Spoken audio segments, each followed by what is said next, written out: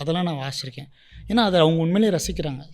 இப்போ இங்கே வந்து சிட்டி அர்பன் ஸ்பேஸில் இங்கே சிட்டியில் மேபி இன் சென்னையில் வந்து சில செட் லிஸ்ட் வாசிப்போம்.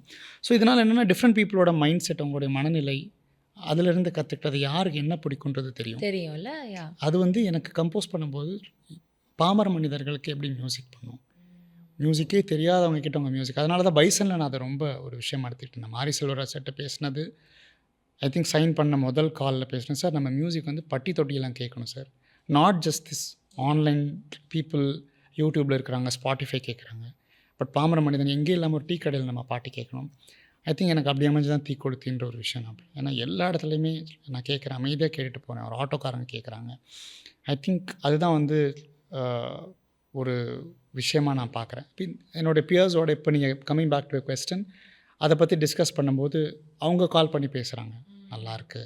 So it's very very healthy. It's very nice. Actually நீங்கள் இப்படி ரிலேட் பண்ணுறது வந்து அவ்வளோ நல்லாயிருக்கு. இதுதான் நடக்க போகுதுன்றதே உங்களுக்கு தெரியல. For this is the reason why you doing all this அப்படின்னு நமக்கு தெரியாமல் பண்ணுவோன்னு சொல்லுவாங்கல்ல.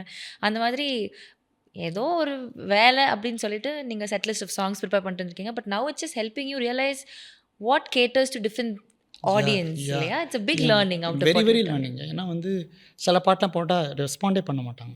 இப்போ நீங்கள் நம்ம போட்டு ஆடிட்டுருக்கோம், ஊர் சைடில் சில பாட்டெலாம் போட்டால் கேட்கவே மாட்டாங்க.